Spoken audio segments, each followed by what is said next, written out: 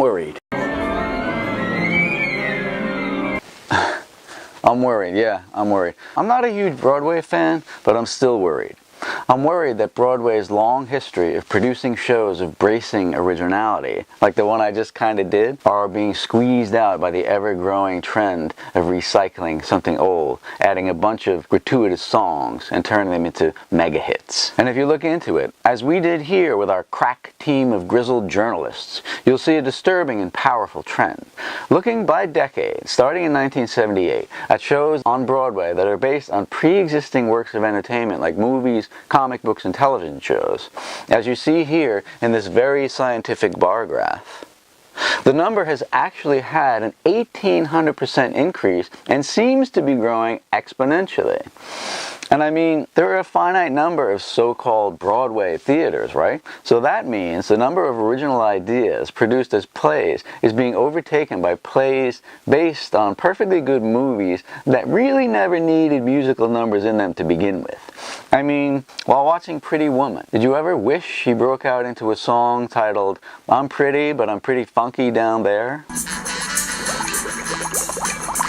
Or in Lord of the Rings, should Gollum have broken out into song? Give me back my fucking ring. Or Titanic? The heart of the ocean is a diamond worth crowning, but I can't understand how you can sing while I'm drowning. Let me show you. This is a list of Broadway shows based on non-musical movies, TV, or Disney films that have accumulated by decade.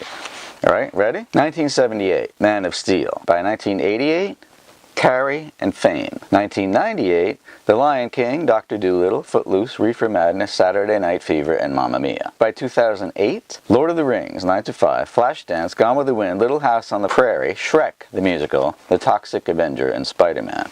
By 2018, get ready, people. Jagged Little Pill, The Sting, Waitress, Mean Girls, Wicked, School of Rock, Aladdin, A Bronx Tale, Elf the Musical, Escape to Margaritaville, Rocktopia, SpongeBob SquarePants, Frozen, Pretty Woman the Musical, Harry Potter and the Cursed Child, Titanic the Musical, A Christmas Story the Musical, and Groundhog Day.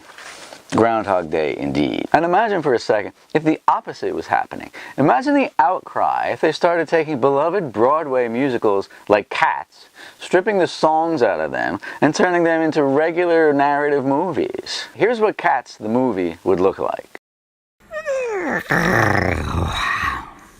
Or The Music Man.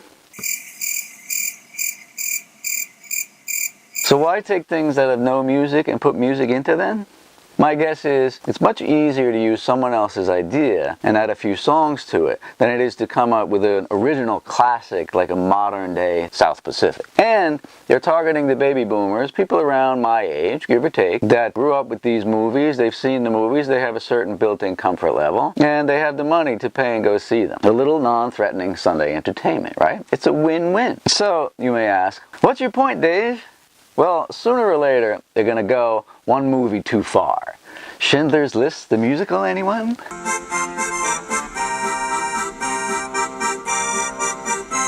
More likely, they're going to start looking for inspiration from more culturally relevant sources. Inspiration for the attention deficit disorder generation, you might say. TV commercials, maybe? That way, product placement is worked right into the premise. What a time saver! Squeezedly soft. Or did you see the Summer's Eve musical western Douchebags on the Range featuring the not-so-fresh Players? Or plays underwritten by giant pharmaceutical companies. Here's Taltz, the musical. The first act is a tragedy about plaque psoriasis. Oozy, itchy, scaly, twitchy. The second is a comedy about the side effects.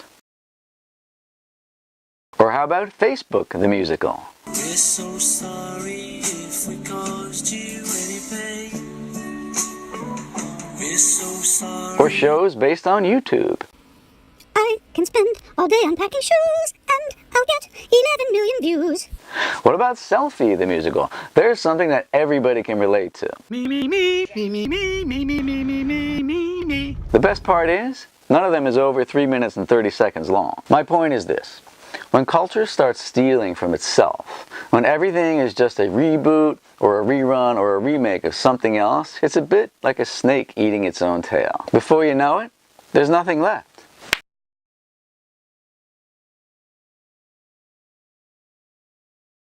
This week's episode is brought to you by Charmin, Facebook, Talt, and my lovely wife, Moondust. Couldn't do it without you, babe. Snap.